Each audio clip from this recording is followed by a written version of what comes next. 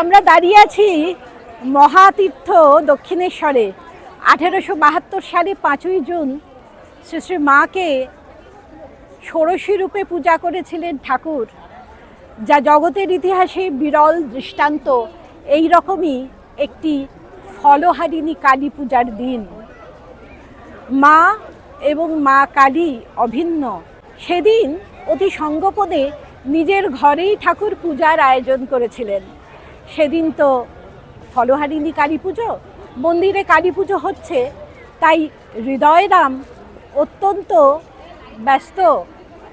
তিনি যথাসম্ভব তিনি আয়োজন করে চলে গেলেন এবং বিষ্ণু ঘরের পুরোহিত, তিনিও দিনু পুরোহিত, বাকি আয়োজন করে চলে গেলেন। মাকে আগে থেকেই ঠাকুর বলে রেখেছিলেন। মা এসে পুজোর জোগাড় দেখতে দেখতে অর্ধবাহ্য দশা প্রাপ্ত হয়েছিলেন। ঠাকুর মাকে নতুন শাড়ি পরিয়ে দিয়েছিলেন, সিঁদুর পরিয়ে দিয়েছিলেন, আলতা পরিয়ে দিয়েছিলেন এবং আলপনা দেওয়া পিঁড়িতে মাকে বসতে বলেছিলেন। ষোড়শ উপাচারে তিনি পূজা করেছিলেন এবং পুজো করতে করতে ঠাকুর অর্ধবাহ্য দশা প্রাপ্ত হয়েছিলেন।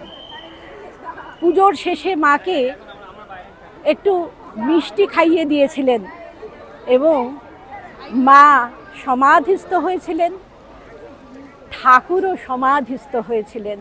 এইভাবে দুজন আত্মস্বরূপে একীভূত হয়েছিলেন এবং মাকে ঠাকুর তার সমগ্র সাধন জীবনের ফল আর জপের মালা তার চরণে নিবেদন করে সাষ্টাঙ্গে প্রণাম করেছিলেন।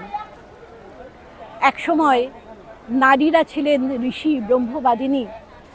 তারপর কালের প্রবাহে তাদের কি দুরবস্থা।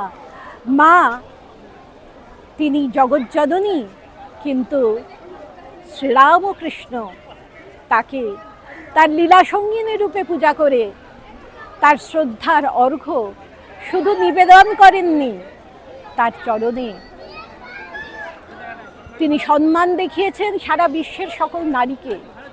তিনি কন্যা, জায়া, জননী, ভগিনী, এবং এর ফলে মায়ের অন্তর্নিহিত যে শক্তি তা উদ্বোধিত হলো। মা হলেন জগজ্জননী, শঙ্খজননী, গুরু, ইষ্ট।